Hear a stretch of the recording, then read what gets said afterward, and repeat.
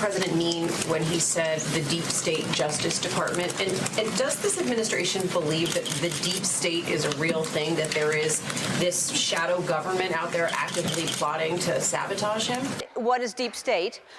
Is it near Dollywood? Because I'm in, if it is. And both the current guy in the White House and his son have been tweeting about the so-called deep state, which is a conspiracy theory that government employees loyal to Obama and Hillary are working behind the scenes to derail his presidency.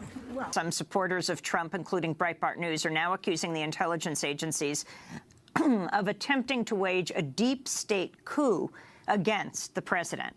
Meanwhile, some critics of Trump are openly embracing such activity, like Bill Kristol, the prominent Republican analyst who founded the Weekly Standard. He wrote on Twitter, obviously strongly prefer normal democratic and constitutional politics, but if it comes to it, prefer the deep state to the Trump state. You take on the intelligence community, they have 6 ways from Sunday at getting back at you. You think you can push us off this because you can try to intimidate the director? You better think again, Mr. President. You've been around for 13 months. We've been around since 1908. I know how this game is going to be played. We're going to win.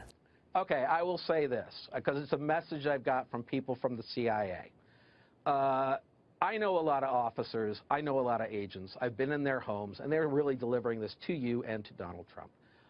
These are people who have sacrificed a lot for this country. They go through into the CIA every day. They walk past that wall with 117 I get it. What's the message? As a former government official, government's going to kill this guy. If now, because he's the nominee for the party, and he's entitled to briefings from the CIA, for example, I said publicly, give him fake briefings.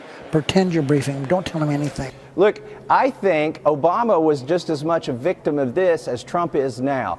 Obama didn't come into office wanting to overthrow governments, but he overthrew Libya, he assisted in overthrowing Assad, and we were involved in the overthrow in the Ukraine. We're still occupying the Middle East. These were not initiatives that Obama had when he was elected, but I think he got pulled by the military-industrial complex and the intelligence community into these positions. He even helped cover up Saudi Arabia's involvement in 9/11. What the hell is the deep state?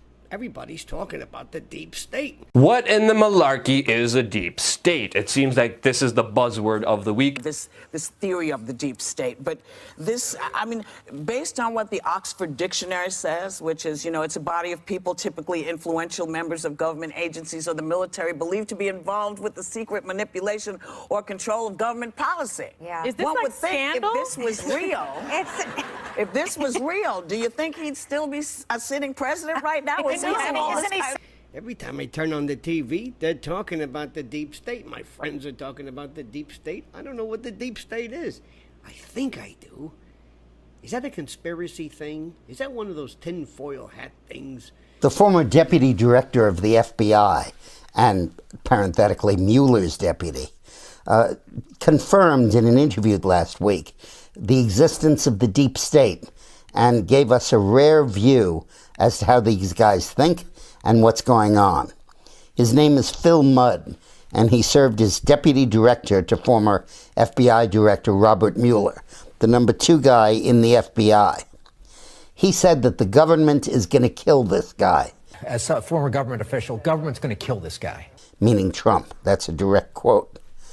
He said that Trump's defense of Russian President Vladimir Putin has compelled federal employees at Langley, Foggy Bottoms, CIA, and state to try to take Trump down. Washington, D.C. is not really run by elected officials. It's run by bureaucrats, the contractors, the surveillance communities, the police agencies. And of course, over the years, that's actually grown now to where you have the Department of Homeland Security, which came into being after 9/11. The massive NSA, CIA operations that are spying on everything Americans do. Nothing is private anymore. That's being realized. What we call the government Washington, D.C. is really not the government. In other words, when you vote and you elect someone, you're not really electing the government that runs things. There's a deeper government there. It's something which has been called the deep state. An obscure, invisible group of core members of the establishment pulling the strings behind the scenes, working together, conspiring to make sure that they always get their way. Many people point to bureaucrats, government officials, retired officials, globalists, corporatists, secret societies, legislators, contractors, and even media personalities who manipulate and defend established government status quo policy as the foot soldiers in this deep state. And to me, this manipulation is exemplified every 4 years during presidential elections in the United States, especially around the topic of foreign policy. Many people don't know this, but George W. Bush ran as a non-interventionist, an isolationist in 2000. Barack Obama promised similar policies and ran on the ideas of peace, hope, and fricking change. Meanwhile, both have come out as bloodthirsty war hawks pushing failed foreign policy objectives that are ridiculously dumb and hurt our country, continuing those policies as if nothing has changed with every new president. What are you talking about? I read the paper. I get USA Today. I get CNN. What are you talking about? Do you have any people being paid by the CIA who are contributing to a major circulation American journal? We do have people who submit pieces to American journals. Do you have any people paid by the CIA who are working for television networks? This, I think, gets into the kind of getting into the details, Mr. Chairman, that I'd like to get into in executive session. This parallel government, rogue government, shadow government, state within a state, deep state. What the hell are you people talking about? This is not unique to the United States. The United States learned some of this from the British, who learned it in turn during the 19th century, where they were a dominant imperial power around the world. They cut their teeth on this stuff. The other major powers are definitely engaged and capable of these same types of operations. And small powers as well. Israel is an example. The CIA grew out of the OSS during World War II, which had been established during World War II. Its earliest years are interesting because the new president, Harry Truman, did not trust the OSS because he felt it was too dominated by parts of the Democratic Party that he didn't align himself with. So he abolished the OSS. Then they first created a smaller intelligence agency from the remains of the old OSS called the Central Intelligence Group. And that was focused on analyzing intelligence. It wasn't a covert operations agency. About 2 years after that, many of the agents who had worked on the covert operations side, the paramilitary warfare operations, black operations, that sort of thing, were re-established in an outfit called the Office for Policy Coordination.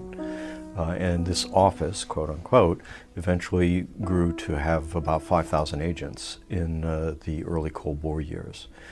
So the existence of this office was itself entirely top secret. It had no open existence at all. And it wasn't until some years later that the Office of Policy Coordination was folded into the CIA, and the CIA became an agency, I'm talking about the early 1950s now, that openly had both a clandestine black operations arm and an intelligence analysis arm. The OPC was set up to organize propaganda, economic warfare, preventive direct action, sabotage, demolition, subversion against hostile states, including assistance to underground resistance groups and support of indigenous anti-communist elements in threatened countries of the free world. What happened at the end of World War II, when Truman disbanded the OSS, the covert operators were in the wilderness for a little while. And some of them had been leading Wall Street bankers and lawyers. And there's a certain logic there. because prior to the war, the people engaged in international trade and international law were a relatively small number of people, and they were the specialists in international affairs for the United States. So, for example, the man who was later to become chief of covert operations, black operations for the CIA, was a man named Frank Wisner, quite a prominent Wall Street lawyer. The man who later became the director of the CIA was Allen Dulles. His career prior to World War II was basically in international law and cutting deals of one sort or another with trade partners around the world. Some of the trade partners included fascists, some aspects of Nazi Germany or companies associated with Nazi Germany, Italy. Prior to the war in World War II in Poland, there had been a military dictatorship, a very authoritarian country. Allen Dulles was made part of his living by helping to finance deals that kept that government in power. And there's many other examples along the same lines. During the war, they went into covert operations for the U.S. government because they had some expertise in dealing with foreign countries. After the war, they went back to Wall Street for a short time. And then by the late 1940s, they were back in the intelligence complex, in the two examples that I mentioned, in leadership and management type roles. From the beginning, the CIA was steeped in elitism. Its top leadership was made up mostly of Wall Street lawyers, while new recruits were sought through the top Ivy League universities.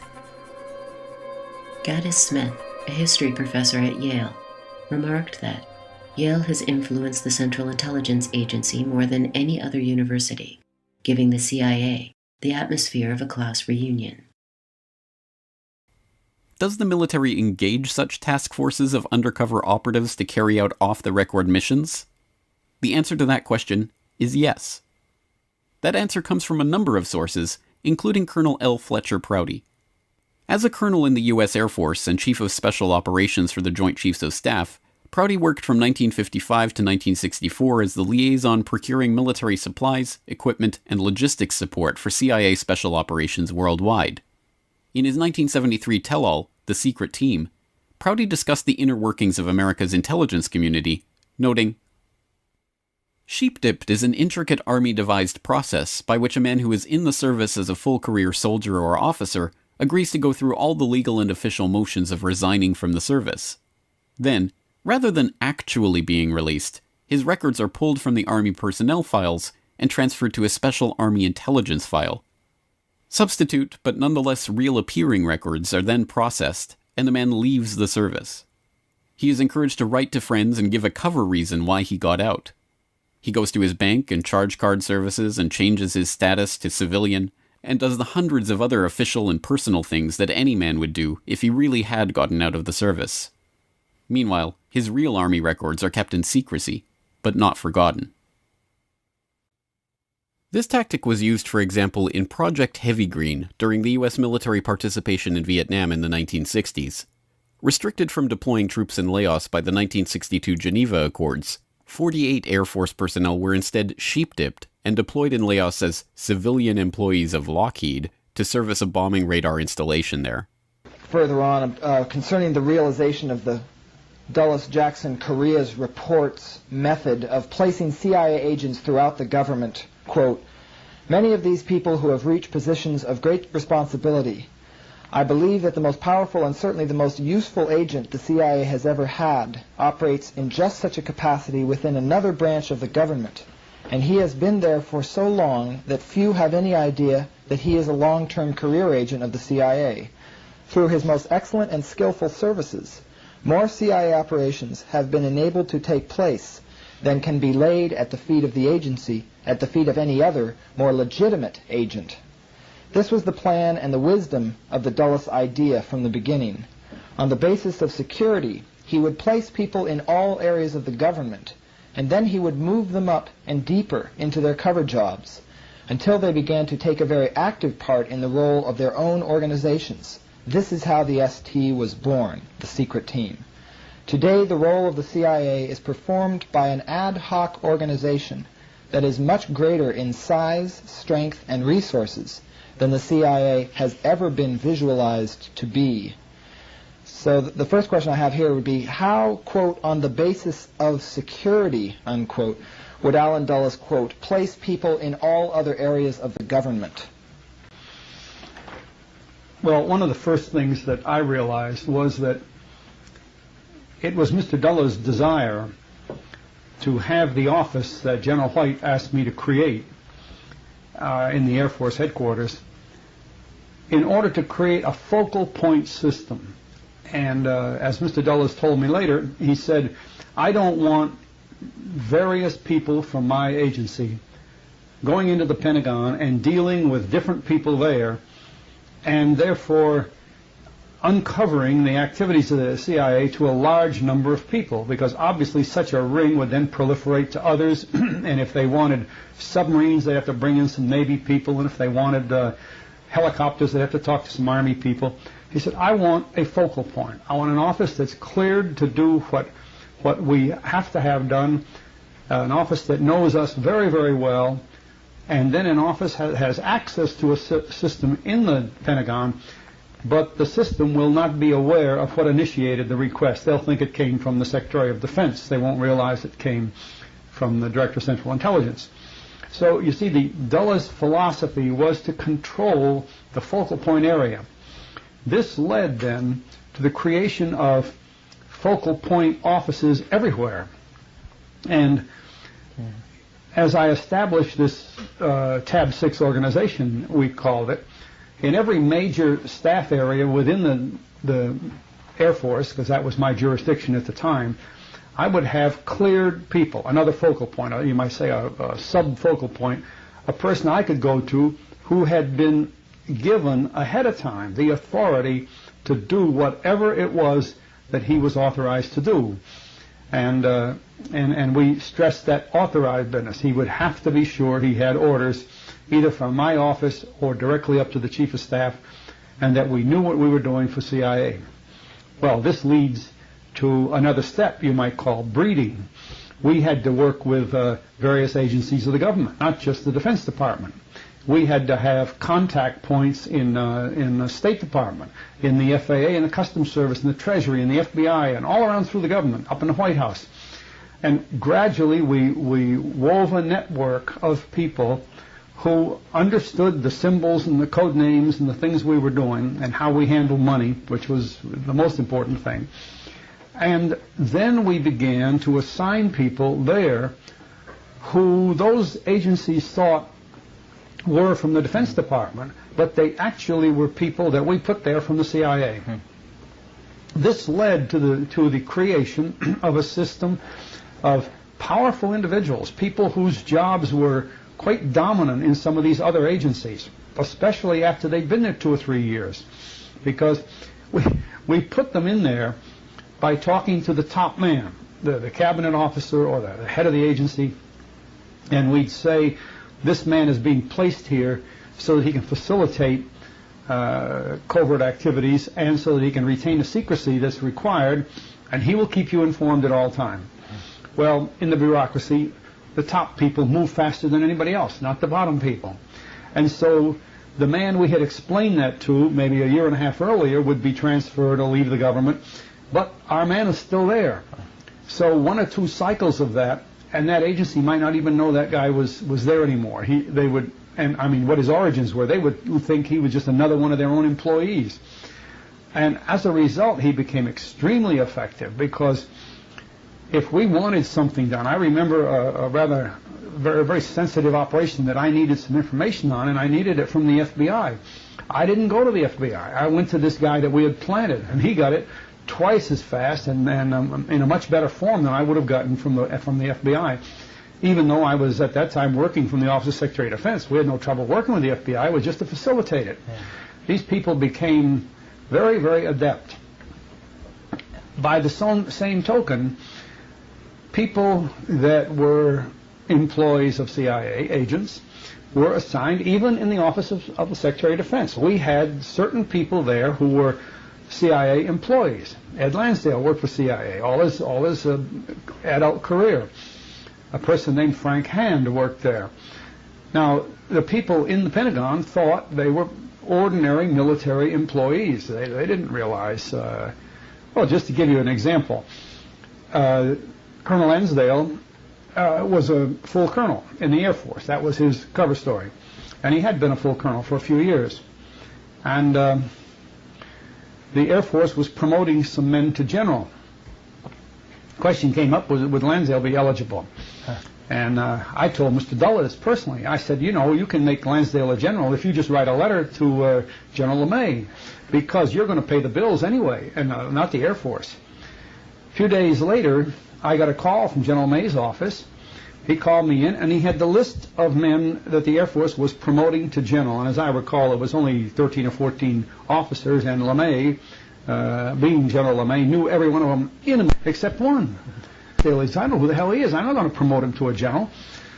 And I said, well, don't you have a file on him? He said, yes. He opened it up, and the top letter was from Allen Dulles. I said, he's a very important man for Allen Dulles. It's okay, I'll promote him.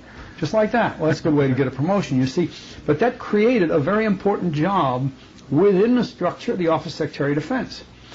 Frank Hand had been there for years in the same way. Frank was a civilian of... I always wrote that he was the most important agent that the agency had, because he was operating daily and effectively as a member of the Office of Secretary of Defense. And you can think of the things that a person in that capacity can do when his home base really is CIA. Well, although people didn't believe this when they first heard it, there are assignments like that in the White House. There are assignments like that in the State Department. It's hard to tell the difference, you might say, between Bill Bundy, who was a longtime CIA employee, and McGeorge Bundy, who was in the White House with Kennedy. The two brothers certainly want to act side by side. They have the same goals and the same intentions. Well, there were many things that duplicated like that. So that it wasn't long before, and I'd say by the end of the 50s, early 60s, before we had spread through the government what I called a secret team, a group of people who really knew how to operate the CIA business. So when I say that this team was quite effective, it was very effective, very strong, handled a lot of money, worked all over the world, thousands of people were involved. And I know one time when I was speaking to the chairman of the Joint Chiefs of Staff, at that time General Lemnitzer, he said, you know, I've known of 2 or 3 units in the Army that were supporting CIA. He said, but you're talking about quite a few. He said, how many were there? Well, at that time, there were 608. Well, General Lemnitzer had no idea of it. And it's amazing. Here's the top man in the military, and he had no idea that we were supporting that many CIA units. Not military units. They were phony military units. They were operating with military people, but they were controlled entirely. They were financed by the CIA. 608 of them. And I'm sure that from my day it increased. I know it didn't decrease. So people don't understand the size and the nature of this clandestine activity that is designed for clandestine operations all over the world. And it goes back again to things we've spoken of earlier, that activity must be under somebody's control. There is no law for the control of covert operations other than at the National Security Council level. And if the National Security Council does not sign the directives, issue the directives for covert operations, then nobody does. And that's when it becomes a shambles, as we saw in the Contra affair and in other things. The deep state, what does that mean? So folks on the left, and I'm talking about guys who write for the New Yorker and The Nation, they make fun of it and say, oh, this is just a conspiracy theory. This is the sort of ravings of Steve Bannon trying to stir up people on Breitbart, et cetera, et cetera. Well, let me be very clear. The deep state is the same thing that President Eisenhower reminded people about when he talked about the military-industrial complex. Now, this conjunction of an immense military establishment and a large arms industry is new in the American experience. The total influence, economic, political, even spiritual, is felt in every city, every state house, every office of the federal government. We recognize the imperative need for this development, yet we must not fail to comprehend its grave implications. Our toil, resources, and livelihood are all involved. So is the very structure of our society. In the councils of government, we must guard against the acquisition of unwarranted influence, whether sought or unsought, by the military-industrial complex. The potential for the disastrous rise of misplaced power exists and will persist. We must never let the weight of this combination endanger our liberties or democratic processes. We should take nothing for granted. Only an alert and knowledgeable citizenry can compel the proper meshing of the huge industrial and military machinery of defense with our peaceful methods and goals, so that security and liberty may prosper together. So if Eisenhower's warning in the 1950s was something we should take seriously, well then certainly 60 years later, we should be taking it seriously. And so there is this complex, right? There is a professional strata of people in the DC area principally who run the government day in, day out, frankly, decade in, decade out. And they're the professional staffs that man all the departments and agencies in town. And those folks don't roll over too often. They're usually there locked in for, a 20, 30-year career. They're the folks that are really the deep state. They are the long-term career professionals who do all the heavy lifting at all these different agencies. First of all, I think it's the obligation of some executive branch officials to refuse to carry out some of these orders. The people that run our government, they're called the Senior Executive Service, the SES grade. Used to be nicknamed super grades. They're above GS-15 level. They're the generals that never go away. They're the civilian clothes-wearing generals of the bureaucracy.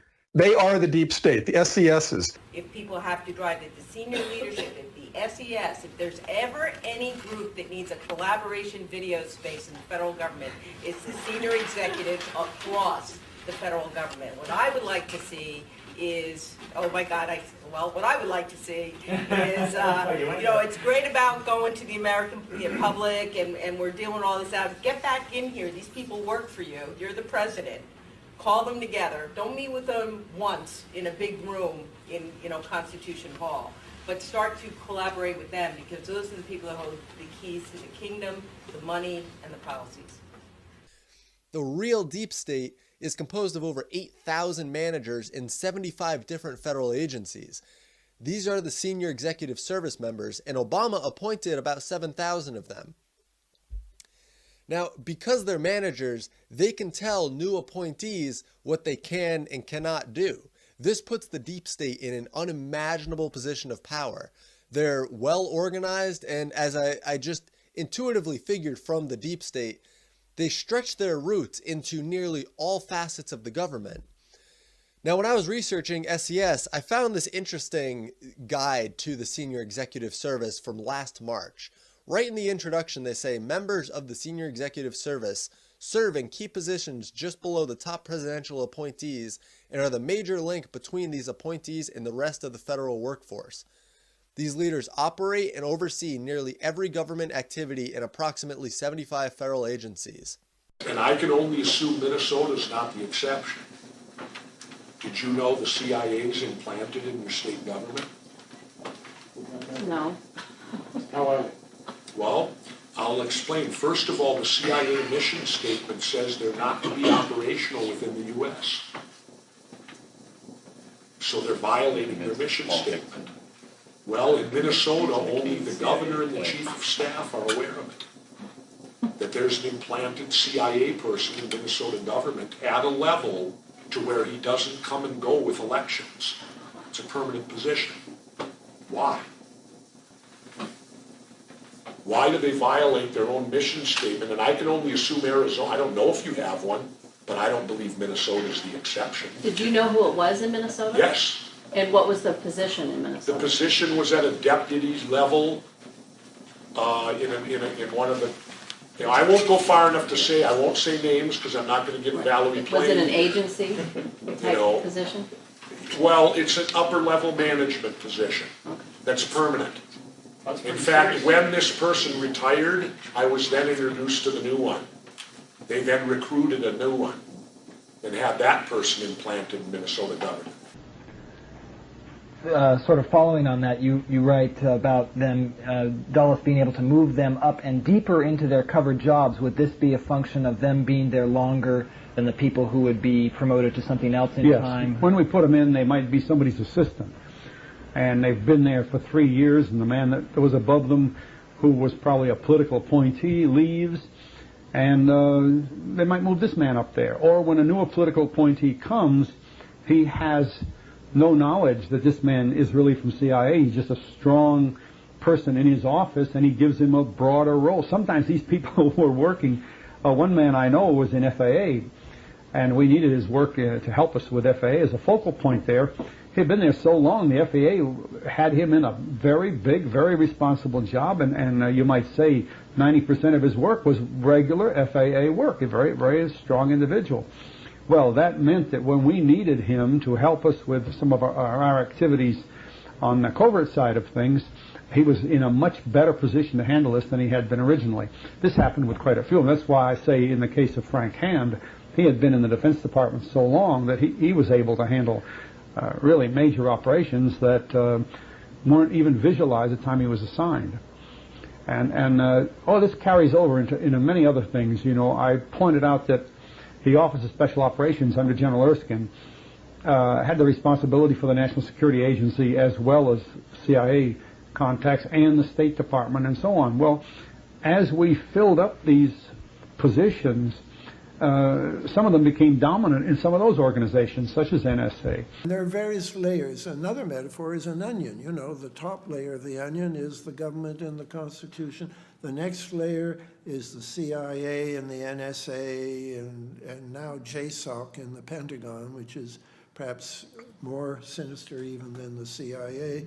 And then you get another layer in my book, which is these private consulting companies, like I could say quite a lot about Booz Allen Hamilton, ostensibly a private company, but internationally they've been very in sync since 1953, when both of them started operating in the same countries. It was interesting that CIA went in to overthrow the government in Iran, and there was Booz Allen Hamilton.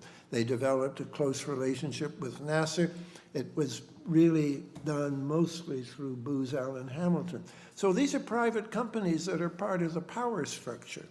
And then we're on our way to the corporations and the banks that Booz Allen also do their business with.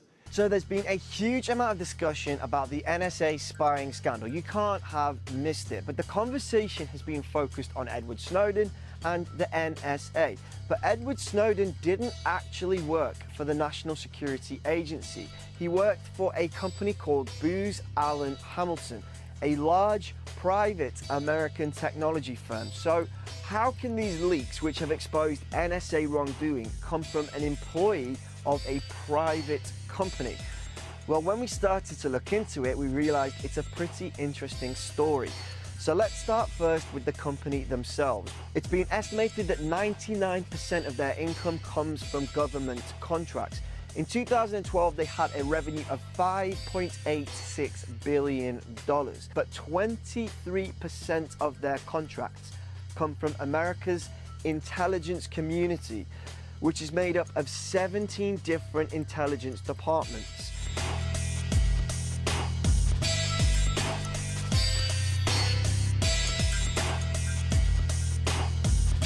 You could say that Booz Allen Hamilton are specialists in winning government intelligence contracts.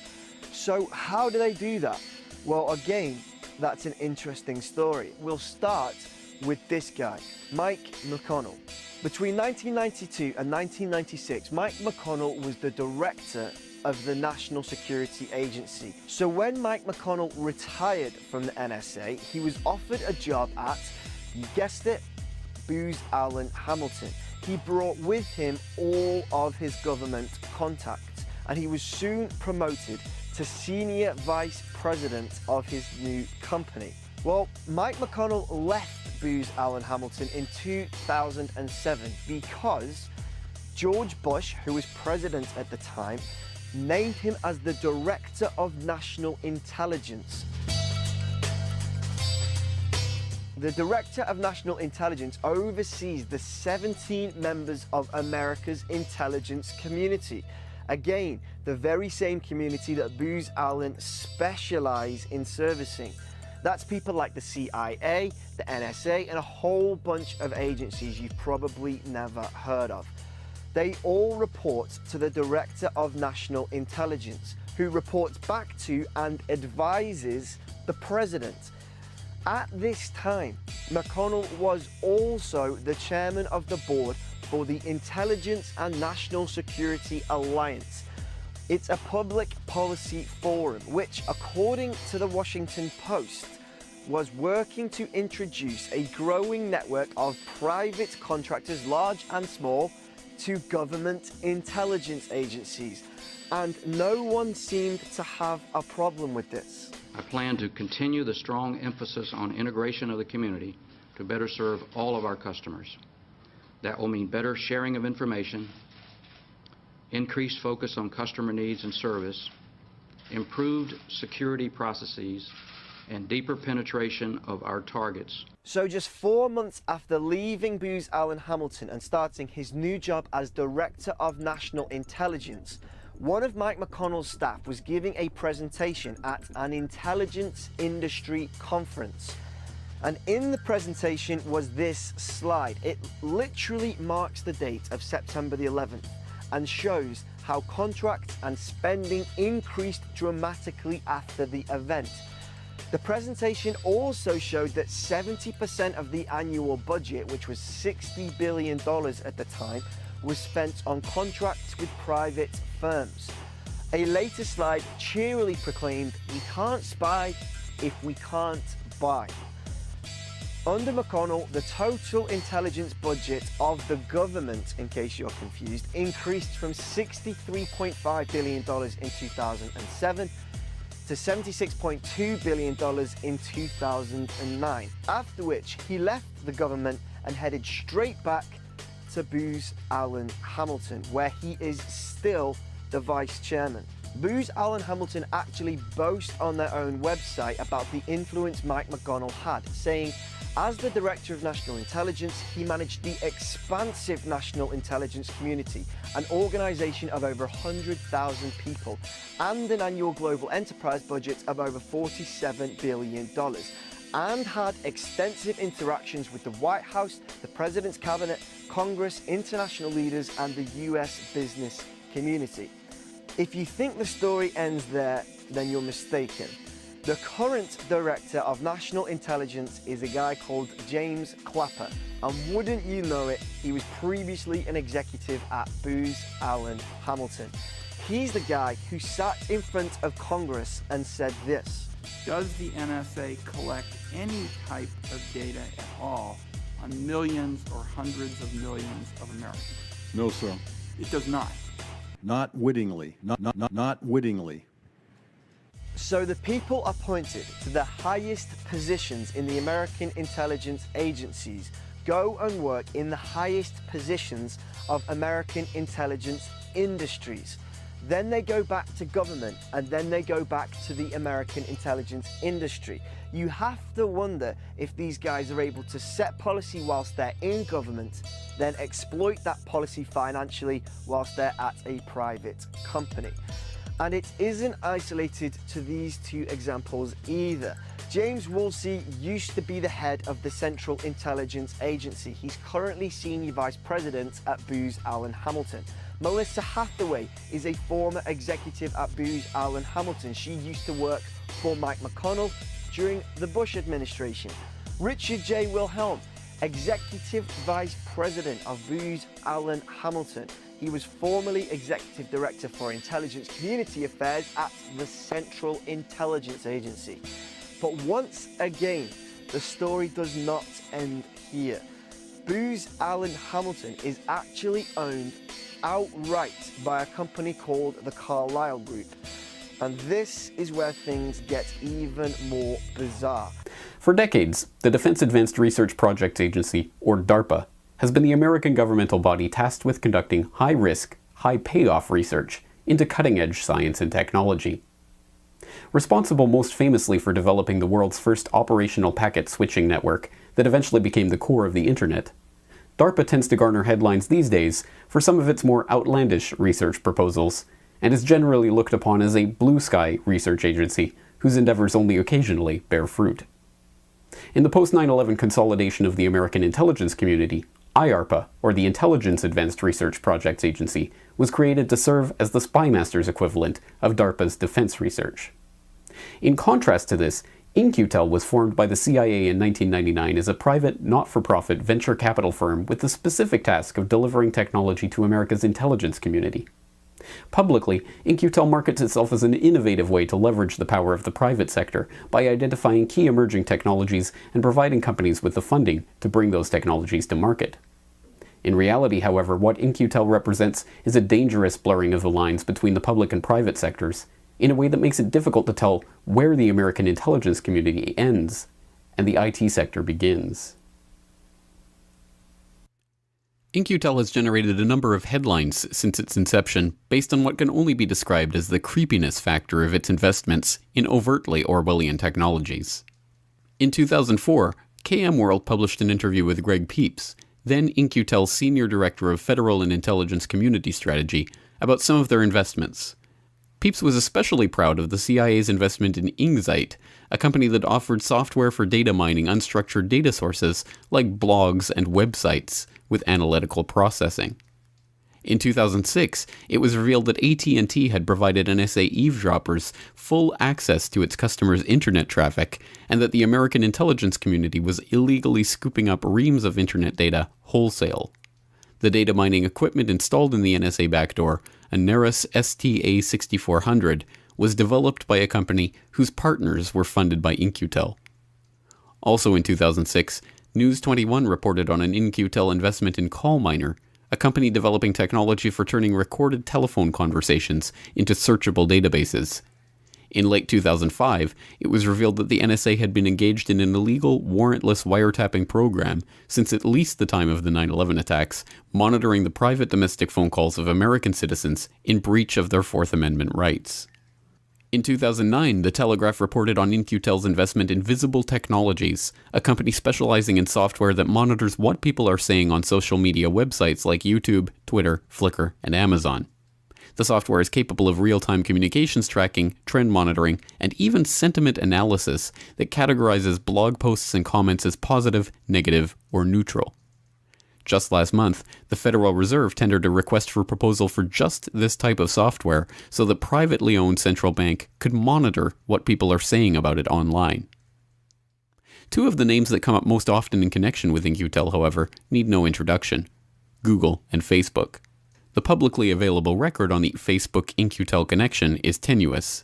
Facebook received $12.7 million in venture capital from Excel, whose manager, James Breyer, now sits on their board.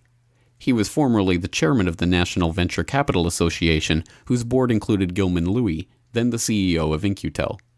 The connection is indirect, but the suggestion of CIA involvement with Facebook, however tangential, is disturbing in the light of Facebook's history of violating the privacy of its users.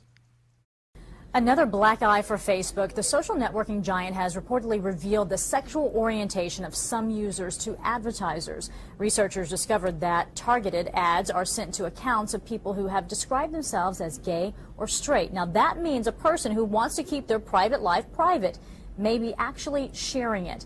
And just last week, we learned some of the most popular apps on Facebook were leaking users' information to advertisers.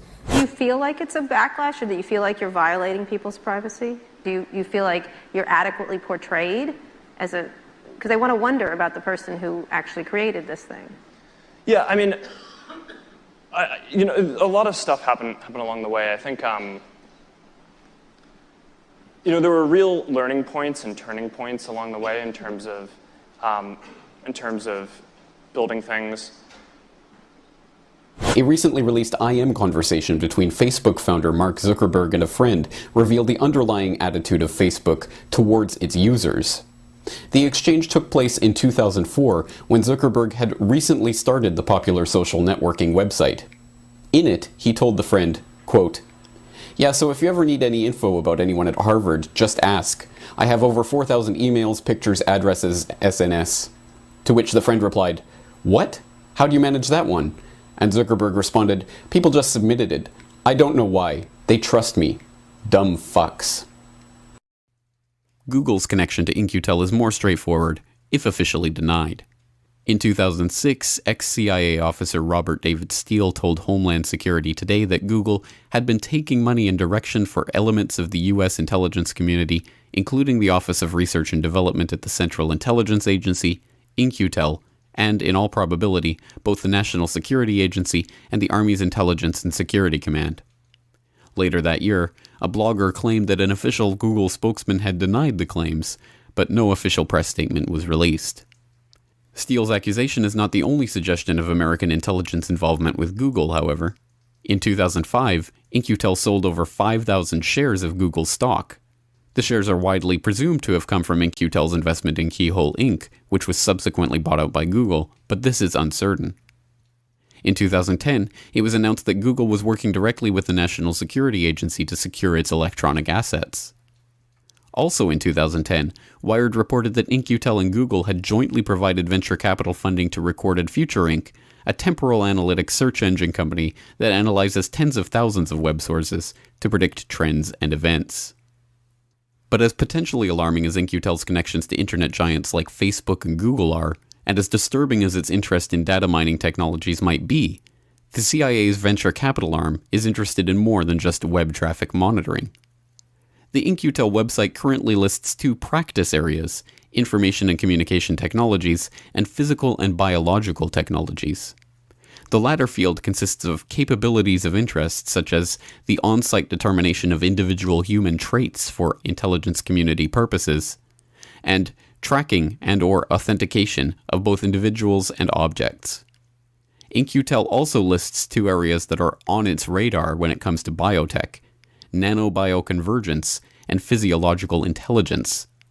Detailed breakdowns of each area explain that the intelligence community is interested in, amongst other things, self-assembling batteries, single-molecule detectors, targeted drug delivery platforms, and sensors that can tell where a person has been and what substances he has been handling from biomarkers like trace compounds in the breath or samples of skin.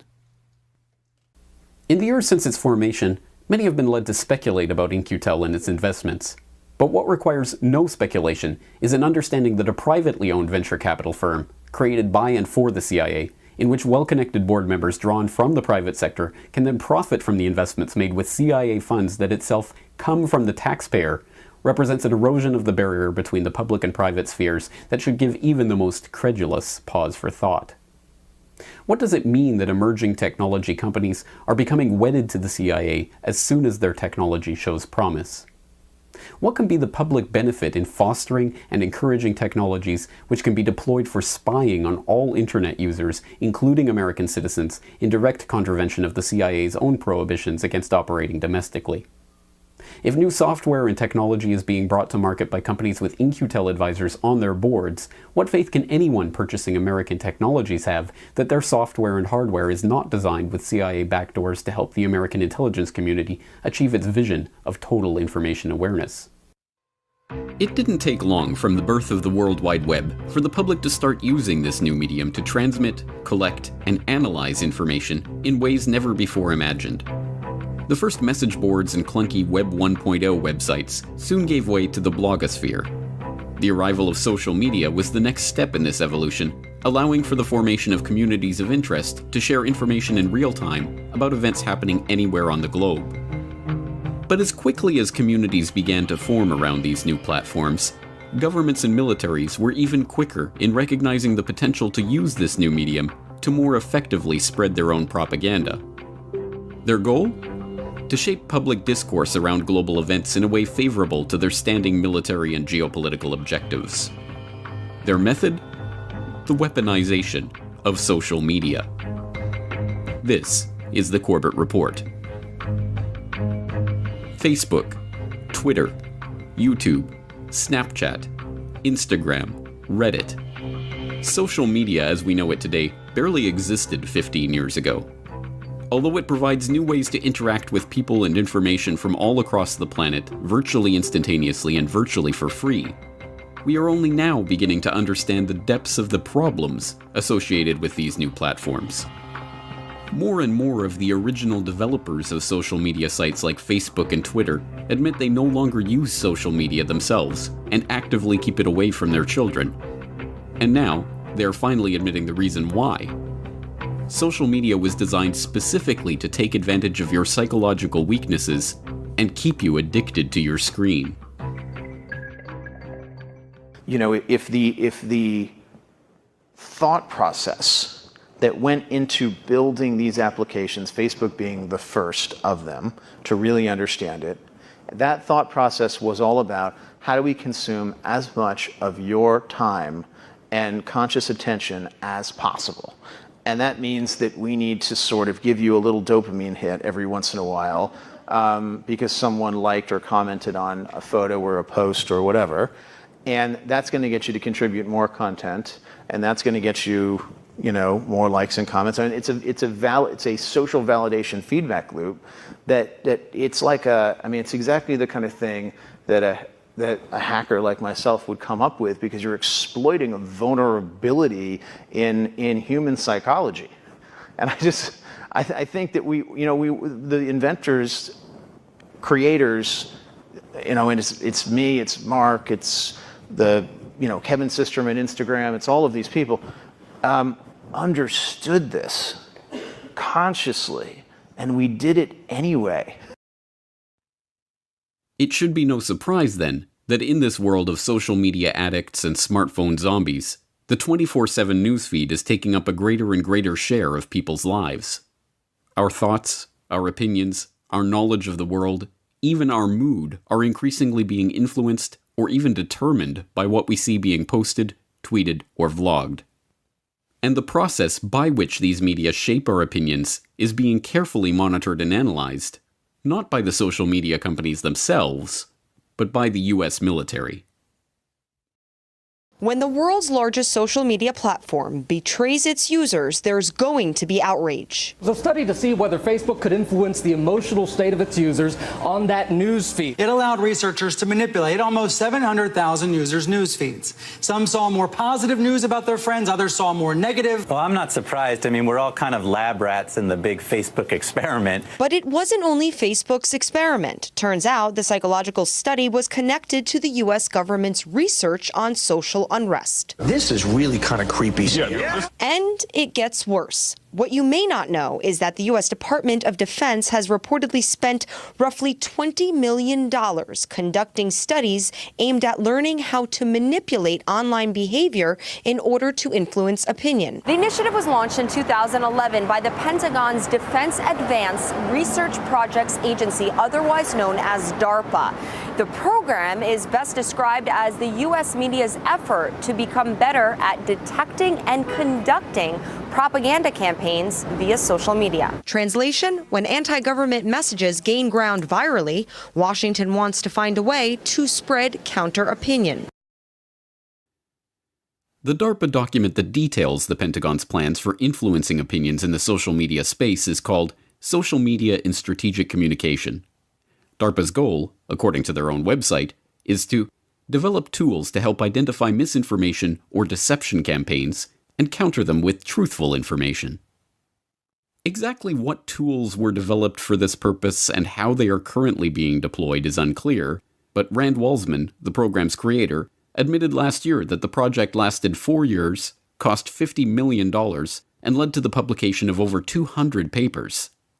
The papers, including Incorporating Human Cognitive Biases in a Probabilistic Model of Retweeting, Structural Properties of Ego Networks, and Sentiment Prediction Using Collaborative Filtering, make the thrust of the program perfectly clear. Social media users are lab rats, being carefully scrutinized by government-supported researchers, their tweets and Facebook posts and Instagram pictures being analyzed to determine how information spreads online, and, by implication, how the government and the military can use these social media networks to make their own propaganda go viral. As worrying as this research is, it pales in comparison to the knowledge that governments, militaries, and political lobby groups are already employing squadrons of keyboard warriors to wage information warfare in the social media battle space. The Pentagon's got a new plan to counter anti-American messages in cyberspace. It involves buying software that will enable the American military to create and control fake online personas, fake people essentially, who will appear to have originated from all over the world. The plan is being undertaken by CENTCOM, U.S. Central Command, and the objective of the online persona management service is to combat enemy propaganda by influencing foreign social media websites. CENTCOM has hired a software development company called Intrepid, and according to the contract, the California-based company will initially provide 50 user licenses, each of which would be capable of controlling up to 10 fake personas. U.S. law forbids the use of this type of technology called sock puppets against Americans, so all the personas will reportedly be communicating in languages like Arabic, Persian, and Urdu. So is it okay to have the government monitor social media conversations and then to wade in and correct some of those conversations? With more on this, let's go to technology expert Carmi Levy. He's on the line from Montreal. Carmi, do you think the government's monitoring what you and I are saying right now? Is this whole thing getting out of line or what? It opens up a bit of a question. I'd like to call it a Pandora's box of, what exactly is the government's aim here? And what do they hope to accomplish with what they find out? And as they accumulate this information online, this data on us, where does that data go? And so, I think as much as we should applaud the government for getting into this area, the optics of it are potentially very Big Brother-ish. And the government really does need to be a little bit more concrete on what its intentions are and how it intends to achieve this. New evidence that government-owned computers at the Army Corps of Engineers office here in New Orleans are being used to verbally attack critics of the Corps comes in an affidavit from the former editor-in-chief of NOLA.com. John Donnelly, who was laid off this past February, tells us via satellite from Texas, in late 2006, he started noticing people presenting themselves as ordinary citizens, defending the Corps very energetically. What stuck out, though, was the wording of the comments was in many ways mirroring news releases from the Corps of Engineers. These commenters tried to discredit these people. And when Rosenthal investigated, she discovered the comments were coming from users at the internet provider address of the Army Corps of Engineers offices here in New Orleans. She blamed the Corps for a strategy of going after critics. In the process of trying to obscure the facts of the New Orleans floodings, one of their tactics was just verbal abuse. Moetzet Yesha, in conjunction with My Israel, has arranged Instruction Day for Wiki editors. The goal of the day is to teach people how to edit in Wikipedia, which is the #1 source of information today in the world. As a way of example, if someone searches the Gaza flotilla, we want to be there. We want to be the guys who influence what is written there, how it's written, and to ensure that it's balanced and Zionist in nature. These operations are only the visible and publicly admitted front of a vast array of military and intelligence programs that are attempting to influence online behavior, spread government propaganda, and disrupt online communities that arise in opposition to their agenda. That such programs exist is not a matter of conjecture. It is mundane, established, documented fact. In 2014, an internal document was leaked from GCHQ, the British equivalent of the NSA. The document, never intended for public release, was entitled The Art of Deception, Training for a New Generation of Online Covert Operations, and bluntly stated that we want to build cyber magicians. It then goes on to outline the magic techniques that must be employed in influence and information operations online, including deception and manipulation techniques like anchoring, priming, and branding propaganda narratives. After presenting a map of social networking technologies that are targeted by these operations, the document then instructs the magicians how to deceive the public through attention management and behavioral manipulation. That governments would turn to these strategies is hardly a shocking development. In fact, the use of government shills to propagate government talking points and disrupt online dissent has been openly advocated on the record by high-ranking government officials for the past decade. In 2008, Cass Sunstein, a law professor who would go on to become Obama's information czar, co-authored a paper entitled Conspiracy Theories, in which he wrote that the best response to online conspiracy theories is what he calls cognitive infiltration of groups spreading these ideas. Government agents and their allies might enter chat rooms, online social networks, or even real space groups, and attempt to undermine percolating conspiracy theories by raising doubts about their factual premises, causal logic, or implications for political action. In one variant, government agents would openly proclaim, or at least make no effort to conceal, their institutional affiliations. In another variant, government officials would participate anonymously, or even with false identities. It is perhaps particularly ironic that the idea that government agents are actually and admittedly spreading propaganda online under false identities is, to the less informed members of the population, itself a conspiracy theory rather than an established conspiracy fact. Unsurprisingly, when confronted about his proposal, Sunstein pretended to not remember having written it and then pointedly refused to answer any questions about it.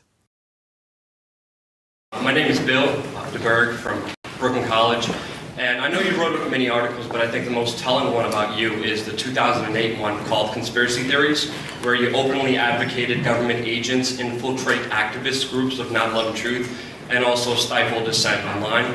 I was wondering, why do you think it's the government's job, or why do you think the government should go after family members who have questions about 9/11, responders who are lied to about the air, survivors whose testimony commits, and also government whistleblowers that were gagged because they released information that contradicts the official story? Why do you think the government should do that? I think, as Ricky said, I've written hundreds of articles, and I remember some and not others. That one I don't remember very well. I hope I didn't say that.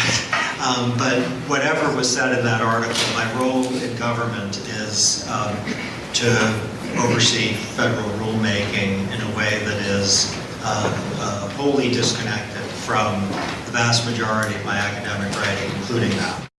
I just want to know, is it safe to say that you retract saying that conspiracy theorists should be banned or taxed for having an opinion online? Is it safe to say that? I don't remember the article very well, so I hope I didn't say either of those things. But you did, and it's written. Do you retract them? I'm focused on my job.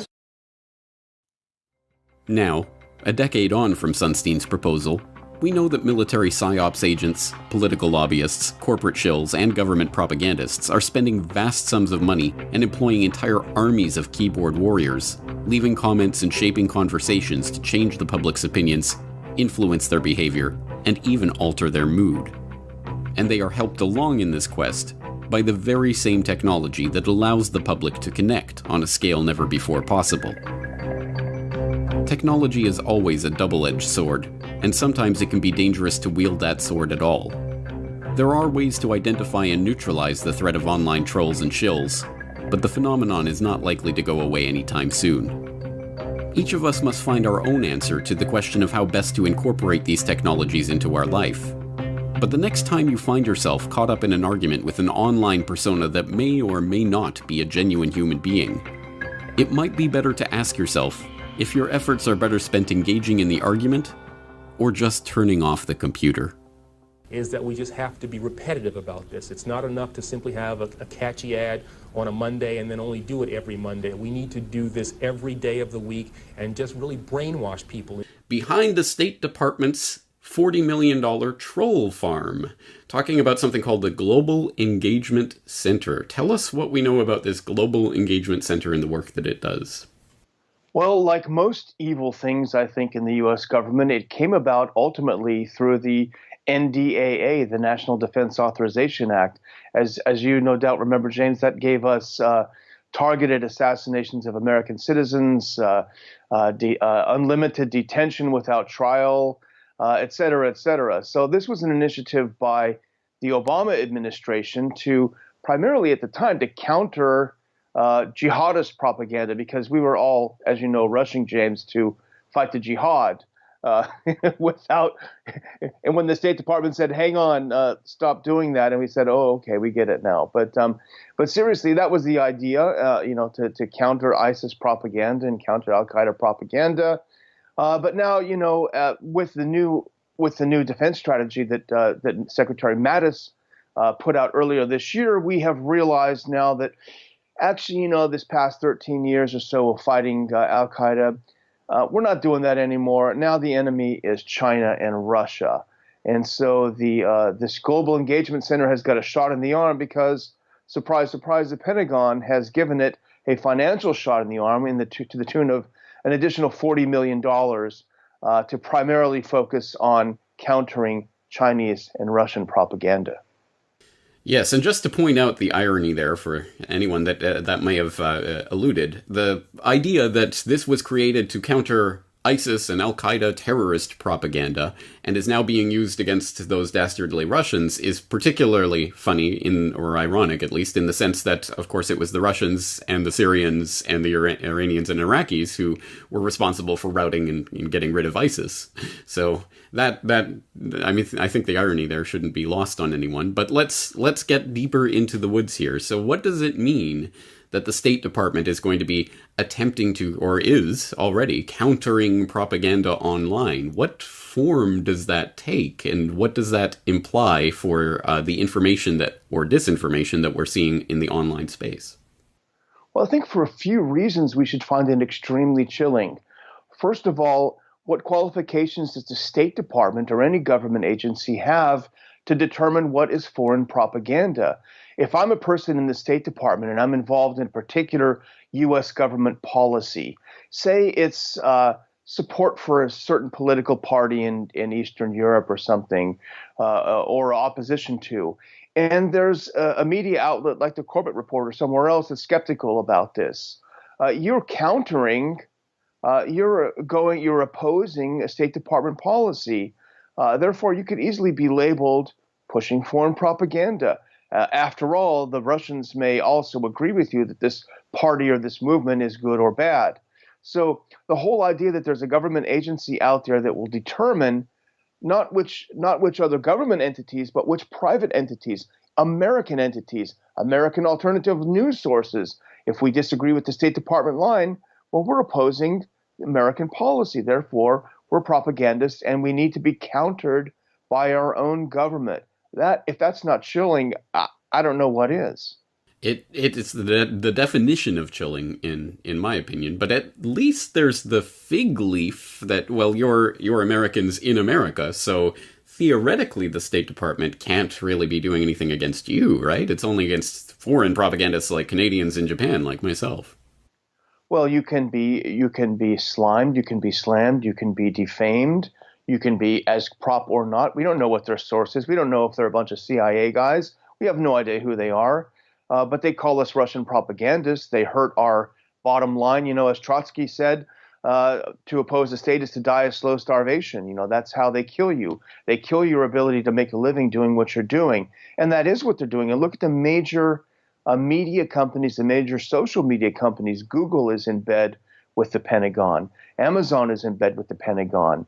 Facebook has close ties to the government, so they can use these tools to simply make us disappear, to put us in a virtual gulag. And James, I don't know about your numbers, but frankly, I'll be honest with you, our numbers have significantly declined this year. And it's not because we're putting out less cutting edge material. If anything, I think we're doing better than ever, telling the truth about our U.S. foreign policy. But somehow something is happening with algorithms. I don't know what it is, but we are being shadow banned, and I think we can attribute it to U.S. government involvement. Yes, well, I can attest, yes, the Corbett Report, and I know other sites that were on that proper not hit list have been targeted and are absolutely losing Google search traffic. And that is continuing as they continue to adjust their algorithms.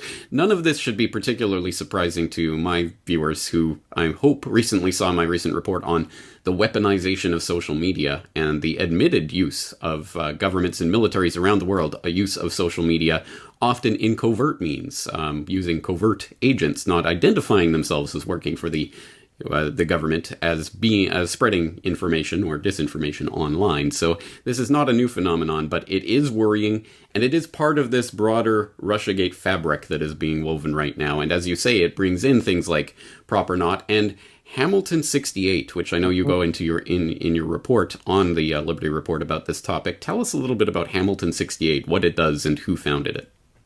This is extraordinarily important because it's part of the German Marshall Fund, which is largely funded by the U.S. government. So this is the U.S. government funding an organization. Hamilton 68 is a dashboard for your internet to let you know what the Russians want you to think about. So presumably you think about something else or else. But the whole idea is part of an organization within the German Marshall Fund that's headed up by people like Mike Morell. Mike Morell is a pissed off guy because he was going to be the head of the CIA under Clinton. You know, he was the acting CIA director under Obama, and he was going to be tapped to be CIA head. And doggone it, how dare Trump win? Deprives him of his the highlight, the peak of his career. But it's not only neocons like Morell. It's Bill Kristol. Bill Kristol his organization is being funded by the U.S. government to tell the rest of us who's propaganda and who is not. This guy with a track record of zero being right about anything, but with an enormous neocon agenda. These are the people behind the scenes who are being entrusted with telling the Americans what they're allowed to watch and what they're not allowed to watch. And James, I'm sure you've probably looked at it. The other characters involved in Hamilton 68 are just as bad. Chertoff, this creep who made a fortune selling junky metal detectors to the airports after he created the phony color-coded terror alert to terrify everyone. So this is a very dangerous partnership between the nonprofit, non-government sector and the government itself. Absolutely, and all of those characters definitely need more scrutiny and examination. And for people who are interested, just type in Chertoff Rapiscan into the Corbett Report search bar, and you'll find my previous reports on that swindle and all of these other characters. Bill Kristol, of course, should be laughed off the face of the planet by his, probably should be behind bars, but at any rate should be laughed off the face of the planet for the predictions about the Iraq War and how all that was going to pan out. And of course, people are still listening to him because now the new narrative is that we are back in the Cold War. This is not some cabal that was hatched in the dark of night. This is something that hides in plain sight. It's something we know about, but we can't connect the dots, or most people don't connect the dots. It's kind of a natural evolution when so much money and political control is at stake in the most powerful country in the world. This has evolved over time. And you call it the real power in the country. Correct.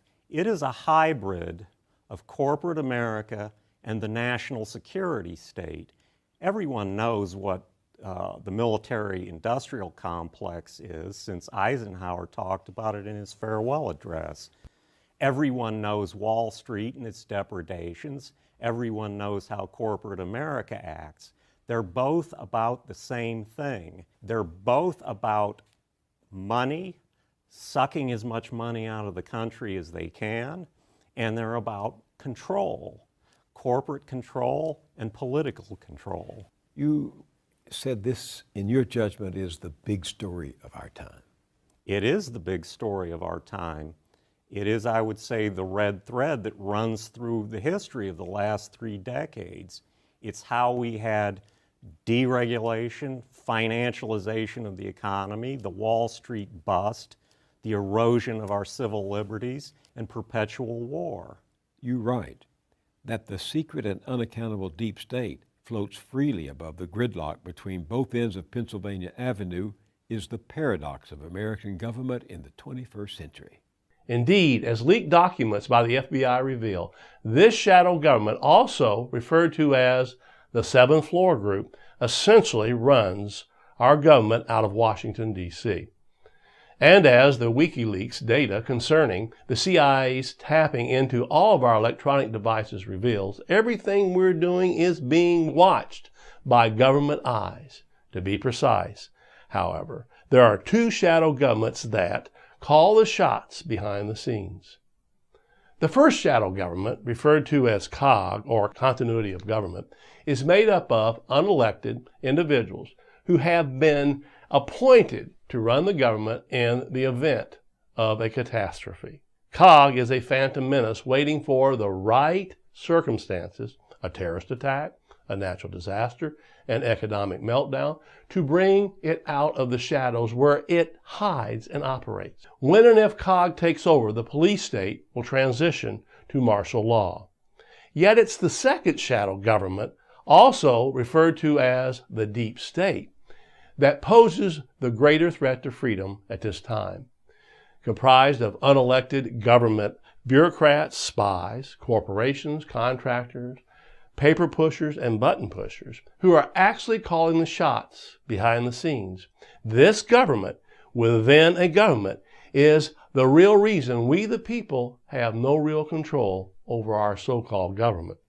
The deep state, which operates according to its own secret agenda regardless of who is formally in power, makes a mockery of elections and the entire concept of a representative government. So who or what is the deep state? It's the militarized police, which have joined forces with state and federal law enforcement agencies in order to establish themselves as a standing army. It's the fusion centers and spy agencies that have created a total surveillance state and turned us all into suspects. It's the courthouses and prisons that have allowed corporate profits to take precedence over due process and justice. It's the military empire with its private contractors and defense industry that is bankrupting this country.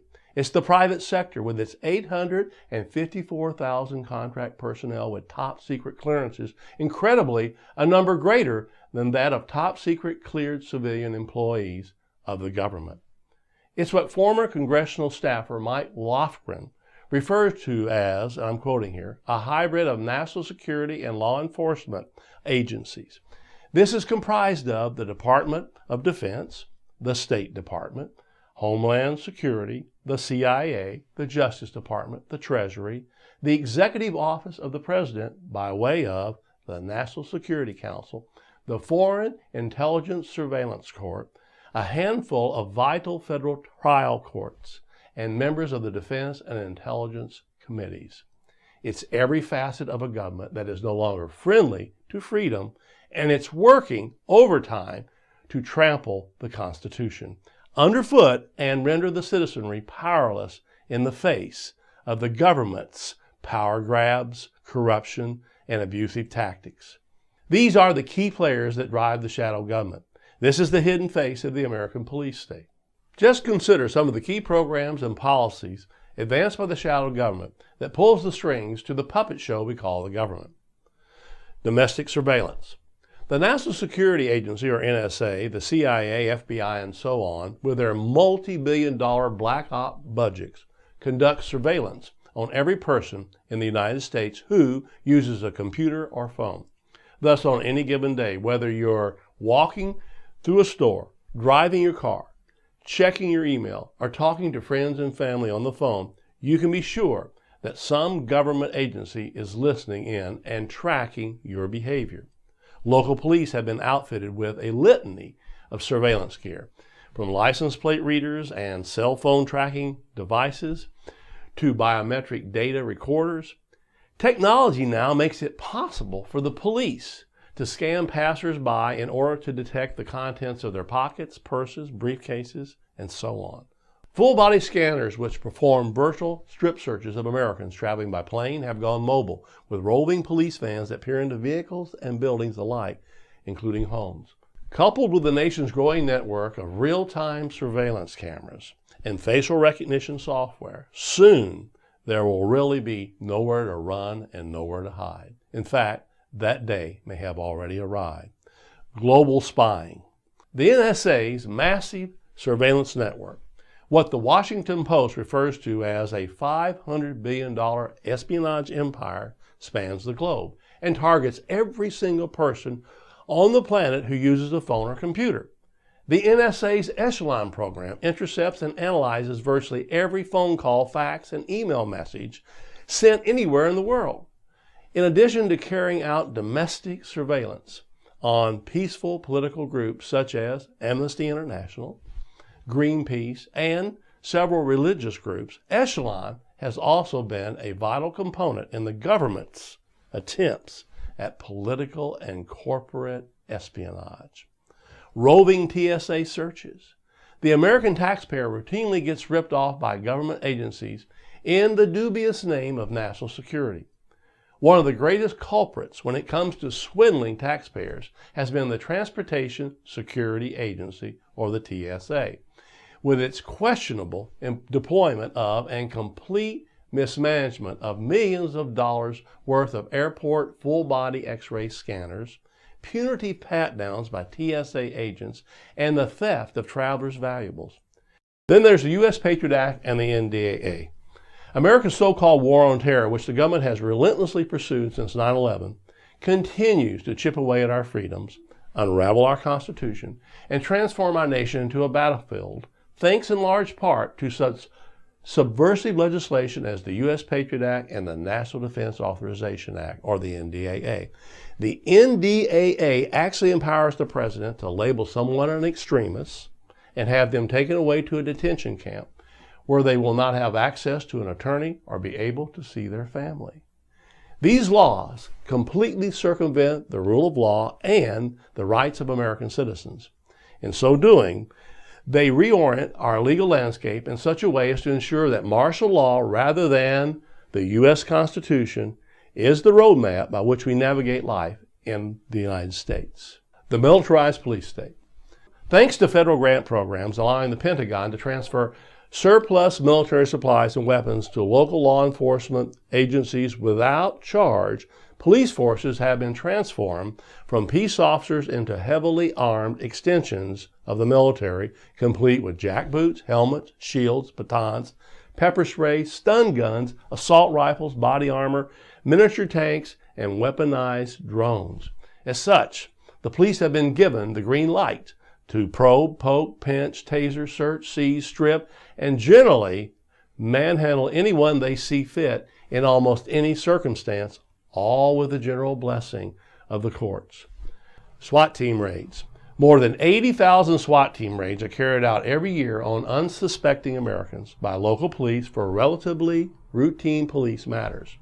Federal agencies, such as the Department of Education and the Smithsonian, are also equipped with their own militarized police squads. In the process, the incidence of botched raids and related casualties continue to rise.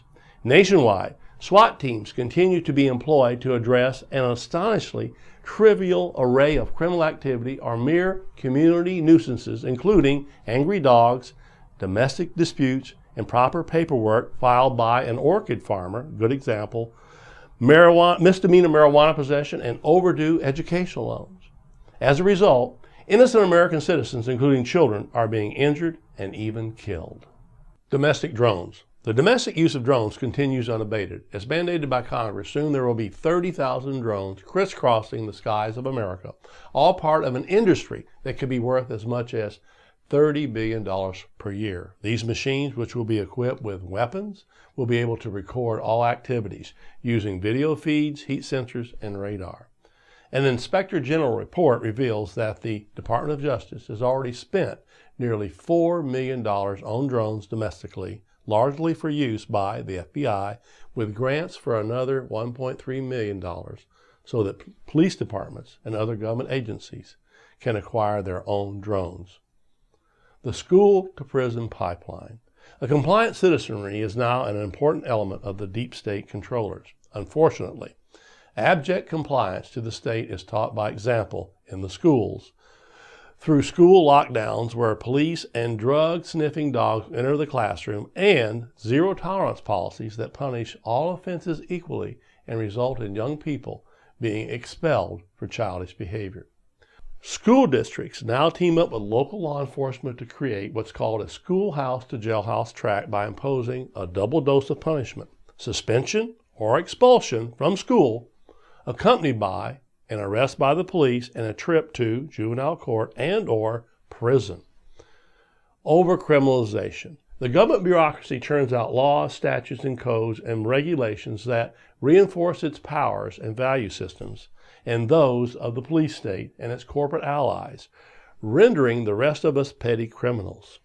The average American now unknowingly commits 3 felonies a day thanks to this overabundance of vague laws that render otherwise innocent activity illegal. Consequently, small farmers who dare to make unpasteurized goat cheese and share it with members of their community have their farms raided. And America's prison population, the largest in the world, continues to grow. And finally, there's the endless wars. America's expanding military empire is bleeding the country dry at a rate of more than $15 billion a month or $20 million an hour. The Pentagon spends more on war than all 50 states combined spend on health, education, welfare, and safety. Yet what most Americans fail to recognize is that these ongoing wars have little to do with keeping the country safe and everything to do with enriching the military-industrial complex at taxpayer expense. Are you getting the message yet? Our so-called representatives in Washington are little more than figureheads, puppets, to entertain and distract the populace from what's really going on. The Trojan horse was the earliest recorded military psyop.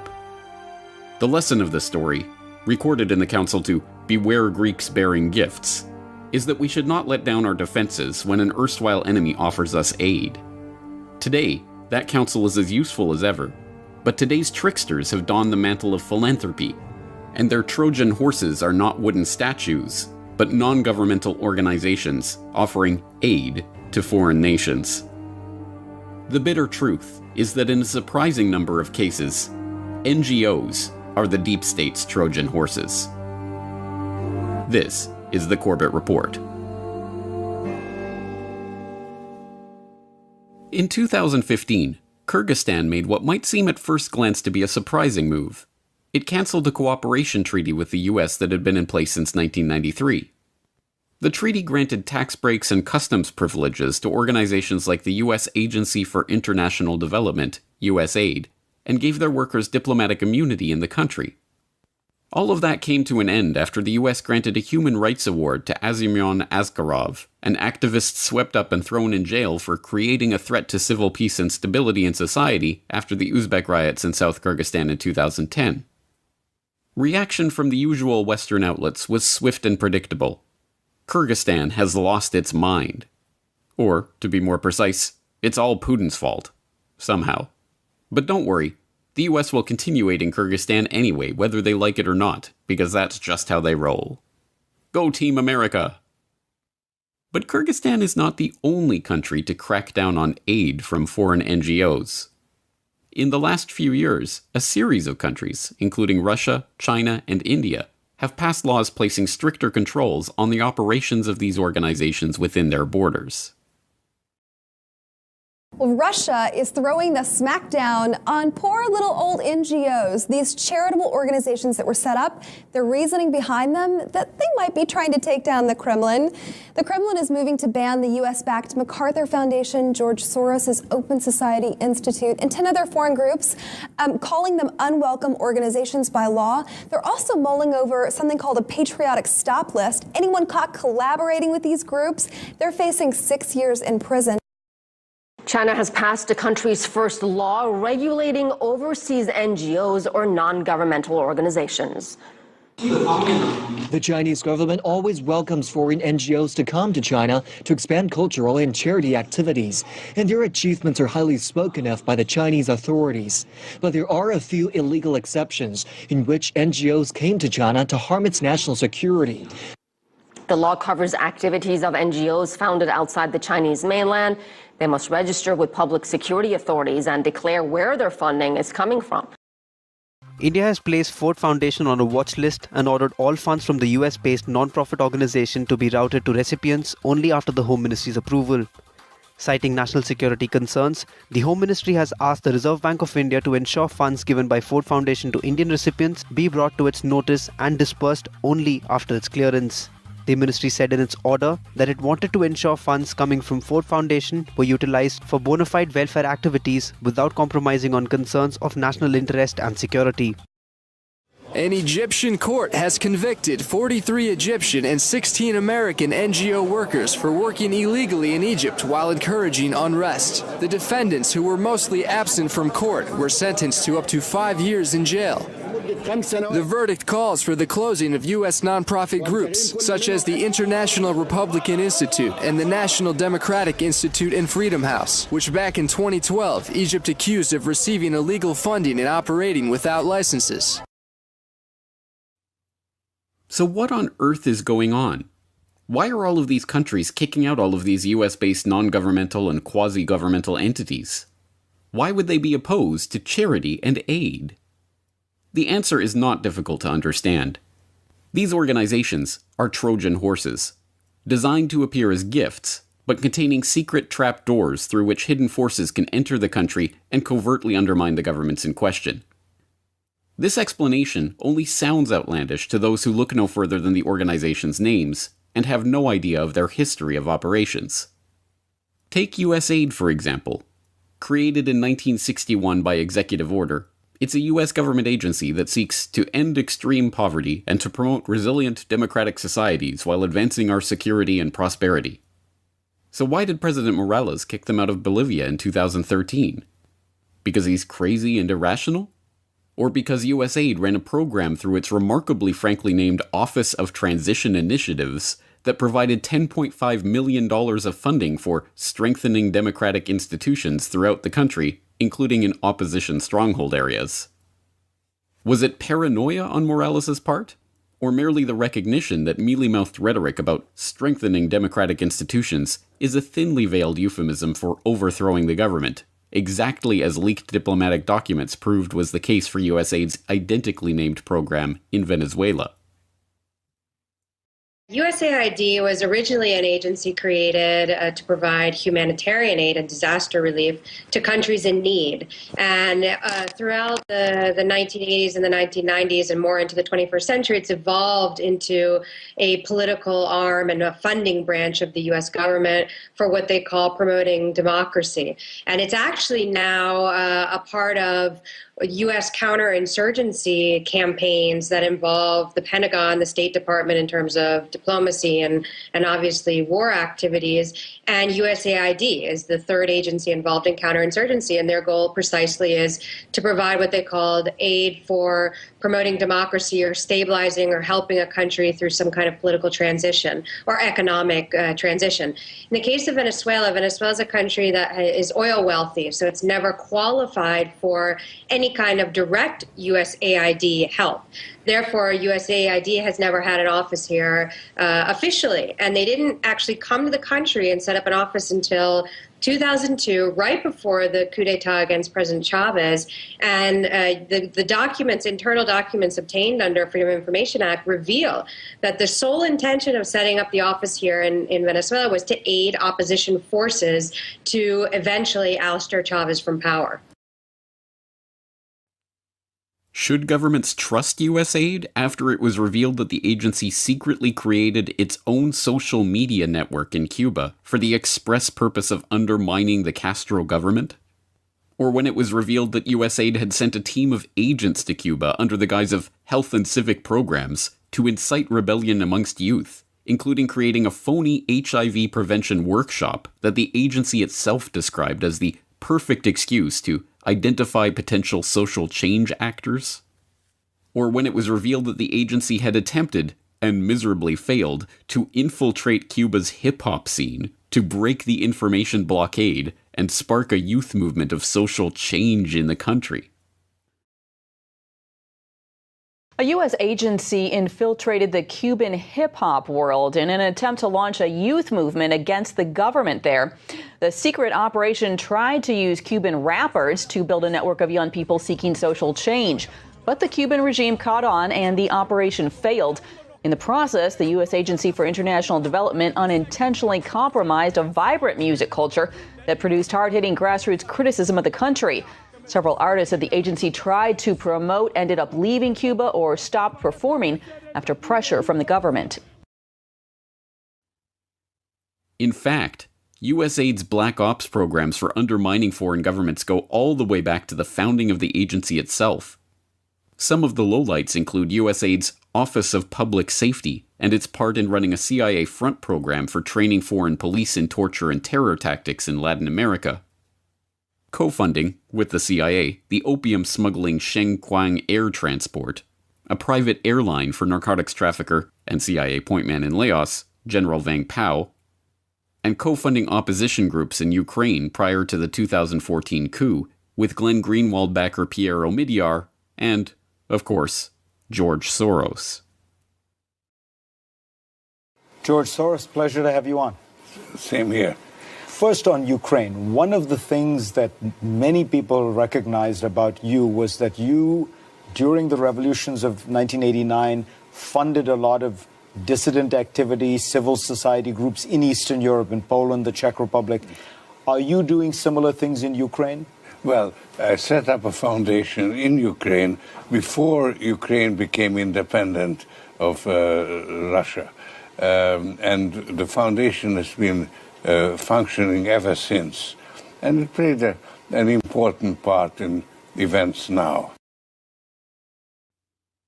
But this NGO Trojan horse problem is by no means confined to USAID and its associated organizations. Take the National Endowment for Democracy as another example.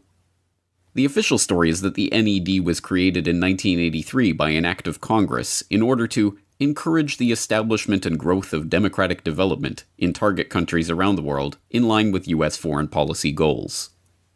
The actual story is that the NED was created expressly as a front for funding CIA activities inside target countries. The National Endowment for Democracy, really that's kind of heir to what we used to call the covert action staff, the CIA. They fund all kinds of people who do color revolution type things, okay? And we know of about 65 projects that the National Endowment for Democracy had going in Ukraine. A fact that Alan Weinstein, one of the members of the study group that led to the NED's founding, openly bragged about in the Washington Post. A lot of what we do today was done covertly 25 years ago by the CIA, he was quoted as saying. Even more blatant is an admission by then-Director of Central Intelligence William Casey, who wrote a memo to the White House advocating for the creation of NED, but cautioning that we here at the CIA should not get out front in the development of such an organization, nor do we wish to appear to be a sponsor or advocate. The NED's participation in covert destabilization campaigns rivals that of USAID, and, like USAID, involves too many operations to detail them all here. Lowlights include bankrolling the Project Democracy program that became the core of Oliver North's secret government during the Iran-Contra years, manipulating the elections in Nicaragua in 1990 to oust Ortega and the Sandinistas, overthrowing the government of Bulgaria in 1990 and Albania in 1991, and backing every major color revolution of the modern period, from the Rose Revolution in Georgia to the Tulip Revolution in Kyrgyzstan and Orange Revolution in Ukraine a decade ago, to the recent, unsuccessful Electric Yerevan in Armenia, and many others in between. What about Ukraine? I understand there are a few organizations that have been involved in Ukraine trying to disturb that government. Of course, we have visited on this subject quite a bit, but I didn't realize how much the NED is involved over there. And this is a big issue because I think the argument could definitely be made that NATO should have ended after the Cold War, but definitely the National Endowment for Democracy should have been ended after the Cold War. Instead, they say, like with every government program, no, now's the time we need more. But in Ukraine, just this past year, this is an interesting article written by the president of the National Endowment for Democracy. He's president for life. Karl Gershman. I know this might shock you, but he's actually a Trotskyite. He was a founder and member of a communist breakaway party, Trotskyite Social Democrats USA.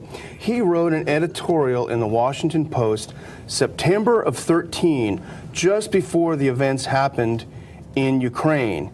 And he wrote, as the president of the National Endowment for Democracy, he said, Ukraine is the biggest prize. Yeah. And he mentioned that Ukraine's choice to join Europe will accelerate the demise of the ideology of Russian imperialism that Putin represents, and Putin may find himself on the losing end, not just in the near abroad, but within Russia itself. So his real goal is regime change. He spelled it out just before all of these events took place. Now, these types of Trojan horse operations have been used hundreds of times in the past, and there is no sign that the deep state is ready to abandon the trick now. Quite the opposite. It worked during the Arab Spring, when even the New York Times blithely admitted that the leaders of the protests had received training and financing from groups like the International Republican Institute, the National Democratic Institute, and Freedom House. And the State Department blithely admitted that they spent $50 million helping activists in the region network, communicate, and organize with each other through Trojan horse NGOs like movements.org.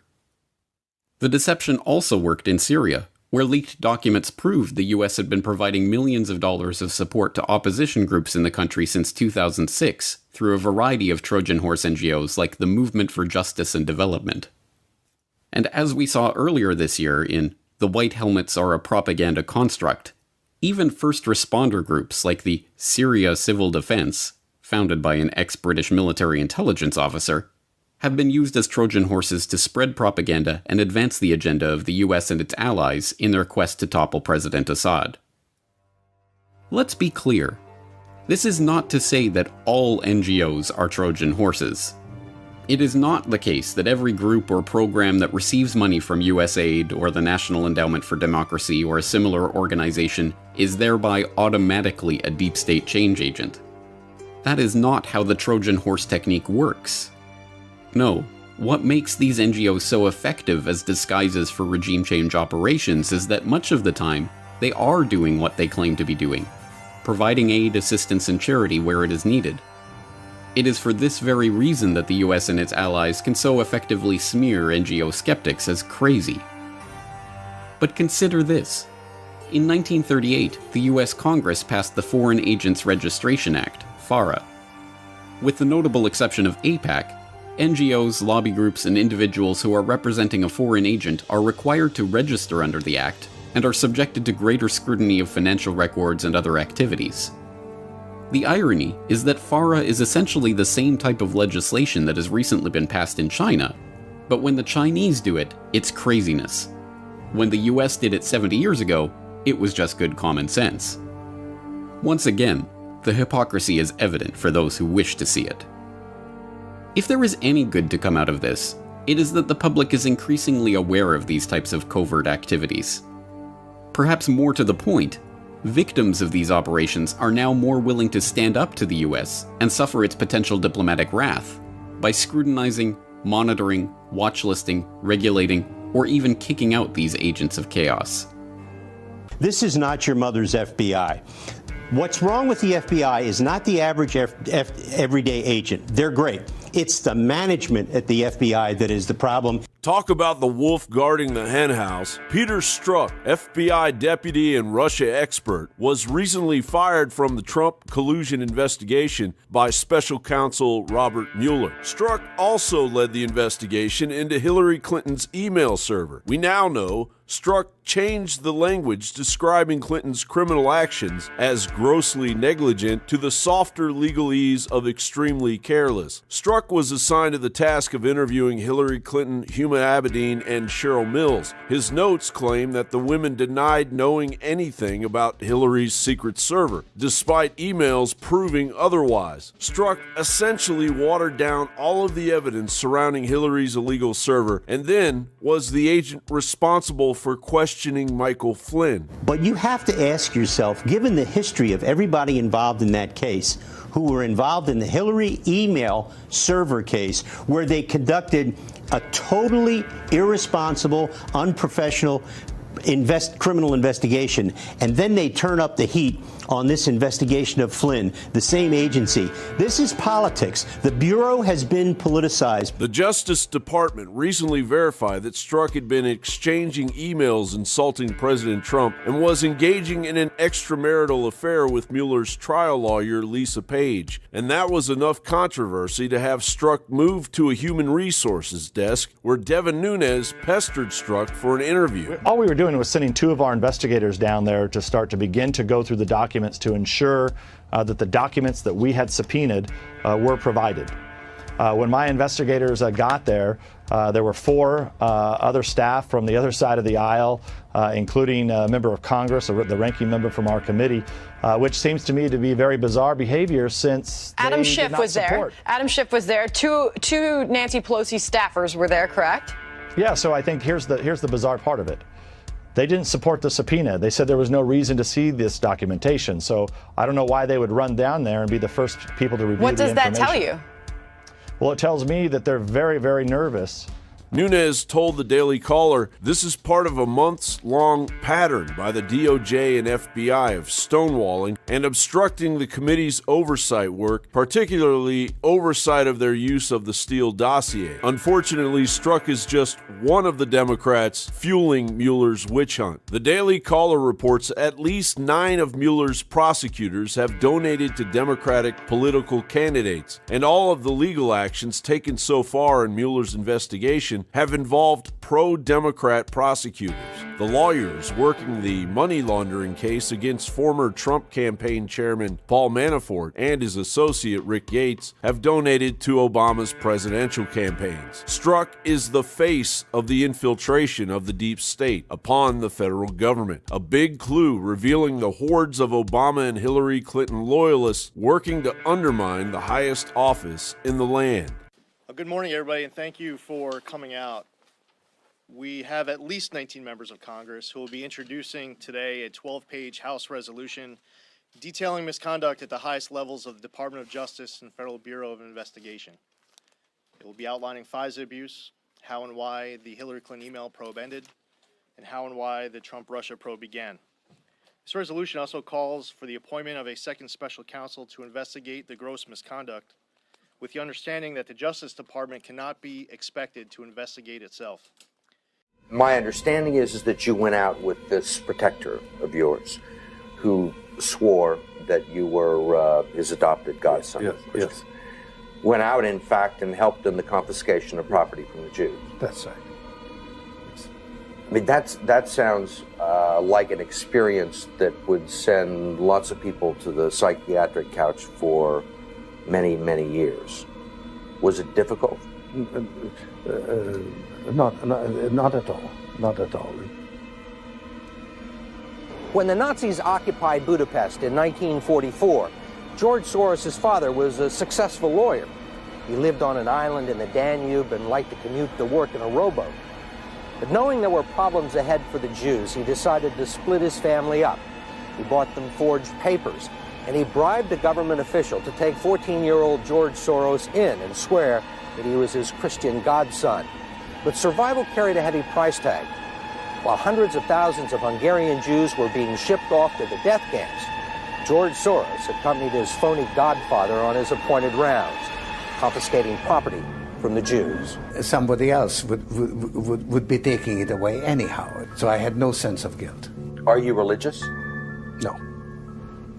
I don't feel guilty because I'm engaged in an amoral activity which is not meant to have anything to do with guilt, because we find it more convenient to operate without it. This is Mr. George Soros, and he's going to be helping. So, I mean, that is the land of unconfirmed. Yes, we came, we saw, he died. Did it have anything to do with your visit? Oh, I'm sure it did. They're going to be captured or killed. Democratic Jewish state between Israel and the United States. The desert is blooming again, and we can be so proud.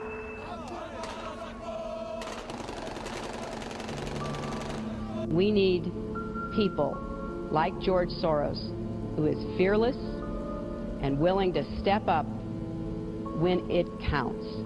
nearly half of your financial sector donations appear to come from just two wealthy financiers, George Soros and Donald Sussman. You're referring to a super PAC that we don't coordinate with, that was set up to support President Obama, that has now decided they want to support me.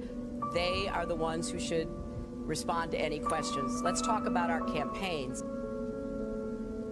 There is a storm coming. We have not forgotten. We will never forget. No shelter, no deals. Never again.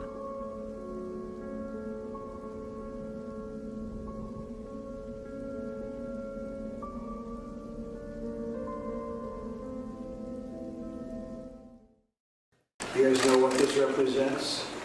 Well, maybe it's the calm before the storm. What's the storming? Could be calm before the storm.